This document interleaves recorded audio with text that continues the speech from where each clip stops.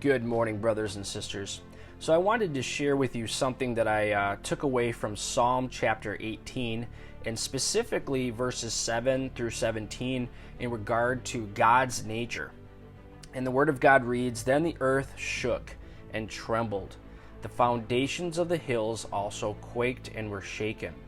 Because he was angry, smoke went up from his nostrils, and devouring fire from his mouth.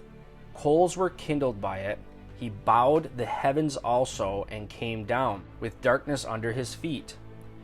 And he rode upon a cherub and flew.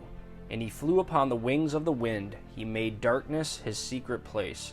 His canopy around him was dark waters, and thick clouds of the skies. From the brightness before him, his thick clouds passed with hailstones and coals of fire. The Lord thundered from heaven, and the Most High uttered his voice. Hailstones and coals of fire. He sent out his arrows and scattered the foe. Lightnings in abundance, and he vanquished them. Then the channels of the sea were seen. The foundations of the world were uncovered. At your rebuke, O Lord, at the blast of the breath of your nostrils, he sent from above, he took me, he drew me out of many waters. He delivered me from my strong enemy, from those who hated me, for they were too strong for me." Now I want to touch on a few phrases and kind of explain a little deeper the character and nature of God within these passages. It says here, "And darkness was under his feet."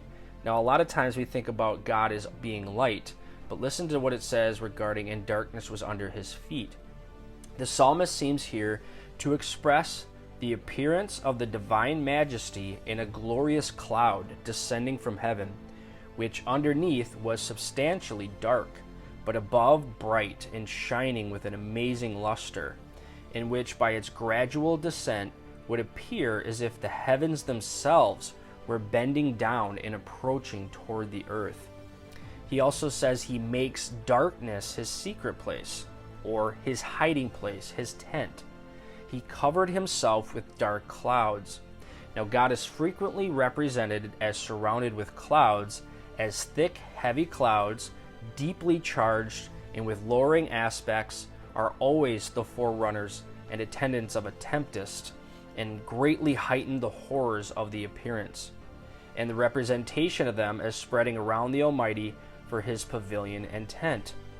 And as storms and tempests in the air are often instruments of the divine wrath, God, who has the whole artillery of the heavens at his command, and holds the reins of whirlwinds in his hand, and directs their course through the world when and how he pleases, is here represented as employing them against his enemies in the day of battle and war.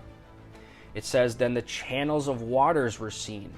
This is a description of the effects of the earthquake, by which the earth was rent in asunder, and such clefts made it that the subterraneous passage of the waters were discovered, as has frequently been the case in violent earthquakes. Whole rivers of water sometimes issuing from the clefts and spouting up great height into the air. The foundations of the world were discovered, that is, such large and deep chasms were made by the violence of the shock that the lower parts of the earth were laid open to view and made perfectly visible. And then David says something very interesting here that I think we can connect to ourselves. "He sent from above, he took me and drew me out of many waters."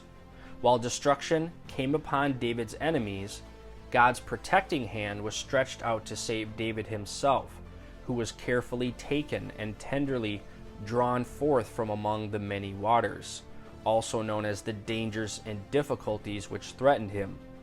Some commentators see the words used, "he sent," "he took me," "he drew me," as a reference to Exodus chapter 2, and by implication a sort of parallel between the deliverance of David and from his foes and that of Moses from the waters of the Nile.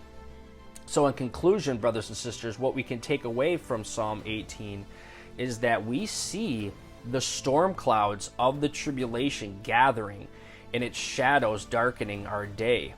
We know the wrath of God is coming upon the earth.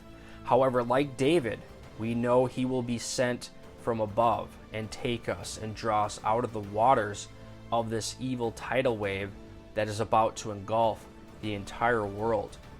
Now, every time we witness a volcanic eruption or a huge storm front coming in, we should think of it as a picture of God in all of his majesty and wrath.